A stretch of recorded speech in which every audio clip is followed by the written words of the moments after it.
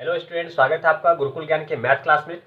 आज के इस वीडियो में कुछ आसान प्रश्नों से आज के इस वीडियो को आरंभ करेंगे और ये सारे प्रश्न आसान होंगे पर एग्जाम की दृष्टि से काफ़ी महत्वपूर्ण है। आप चाहे किसी भी कंपटीशन एग्जाम की तैयारी कर रहे हो, इस तरह के प्रश्न आपको अवश्य आने चाहिए।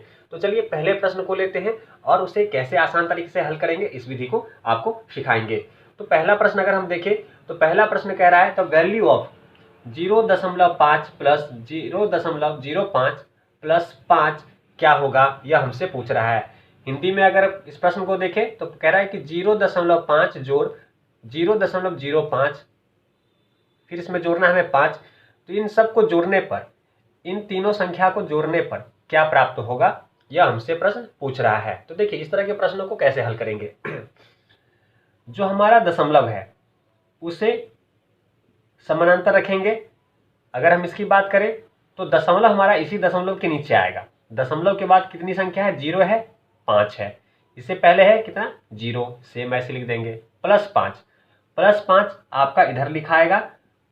यहाँ आप दशमलव दे सकते हैं और इसे 0 0 कर सकते हैं।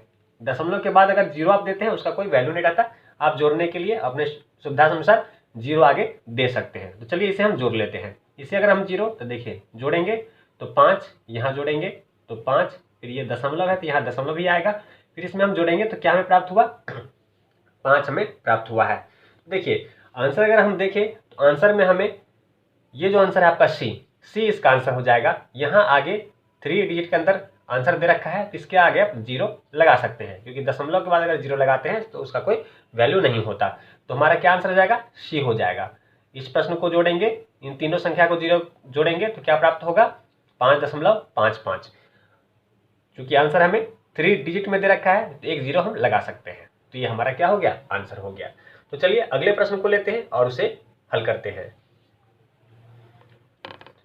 तो चलिए इस प्रश्न को देख लेते हैं। प्रश्न में हमें क्या कह रहा है कि यदि 700x बराबर 525 है तब x बराबर क्या होगा, x का वैल्यू क्या होगा। प्रश्न हमसे पूछ रहा है कि x का वैल्यू क्या होगा, x हमें फाइंड करना है। तो कुछ नहीं, देखिए हमें क्या दे रखा है, 700x बराबर 525, यही हमें दिया गया है।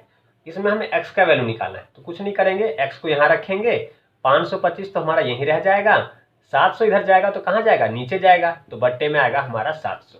अगर हम इसे डिवाइड करें तो देखिए आपका यह 25 से कट जाएगा। 25 से अगर हम काटें, अगर हम इसे 25 से अगर काटेंगे तो देखिए 25 से काटेंगे तो 25 दूनी 50, 2 कैरी आएगा, 25 जाएगा, 25 से कम 25। 25 से अगर हम इसे काटें तो देख लीजिए इसे कर लेंगे, 25 दूनी 50, ठीक है। और यहाँ पर क्या बच जाएगा, 20 बच जाएगा, 20 कैरी इधर आएगा, 200 हो जाएगा, तो 25 8 200, तो 28 बार में यहाँ पर कट गया। अगर हम इसे फिर देखें तो 7 से आपका ये कट जाएगा, 7 तिया 21, 7 चौक 28। तो हम क्या देख रहे हैं, 3/4 आएगा आंसर। क्या आएगा, 3/4 बच रहा है और यही क्या होगा, हमारे इस प्रश्न का आंसर हो जाएगा। यही क्या हो जाएगा, हमारे इस प्रश्न का आंसर हो जाएगा। प्रश्न के अंदर हमारा ऑप्शन मैंने लिखा नहीं था, तो आंसर आप देख लीजिए। अगर आपने खुद ही से सॉल्व किया है तो बहुत अच्छी बात है, अगर खुद सॉल्व नहीं कर पाए हैं तो आंसर आप यहाँ से मिला सकते हैं। इस प्रकार से यह प्रश्न हल होगा। तो हमारा इस प्रश्न का आंसर क्या आ गया, 3/4। तो चलिए अगले प्रश्न को लेते हैं और उसे हल करते हैं। आप चाहे किसी भी कंपटीशन एग्जाम की तैयारी कर रहे हो, यह बेसिक है, ये सब चीज़ें आपको पता होनी ही चाहिए। चाहे आप टीचर के एग्जाम के लिए तैयारी कर रहे हो या फिर किसी अन्य कंपटीशन एग्जाम के लिए आप खुद को तैयार कर रहे हो, यह इस तरह के एग्जाम में इस तरह के प्रश्नों का जो कि बेसिक प्रश्न है आपको अवश्य आना चाहिए। अगर नहीं आता है तो मैं ऐसे प्रश्न को लेकर आऊँगा और इस तरह के प्रश्नों का लगातार अभ्यास करता रहूँगा और इस प्रश्नों का लेवल में बढ़ाता भी रहूँगा। इससे पहले के वीडियो आपने देखे होंगे वे सभी इससे ऊपर के लेवल के प्रश्न थे, तो आज हमने कुछ बेसिक प्रश्नों को लिया है।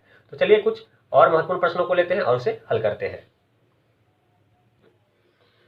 तो अगला जो हमारा प्रश्न है, प्रश्न पढ़ सकते हैं कि यदि राधा 500 के कुल अंकों में से 285 प्राप्त करती है तो राधा को प्राप्त अंकों का प्रतिशत क्या होगा। तो यह हमारे सामने 4 ऑप्शन है, हमें बताना है कौन सा सही उत्तर होगा। तो इस तरह के प्रश्नों को हल करने के लिए बहुत ही सिंपल तरीका है। कुल अंक जो भी होंगे, कुल अंक कितने हैं, 500 हैं, तो यहाँ लिखिए 500, कुल अंक आपका लिखाएगा 500। उसमें से उसने कितने प्राप्त किए हैं, 285 प्राप्त किया है। कितना प्राप्त किया है, 285।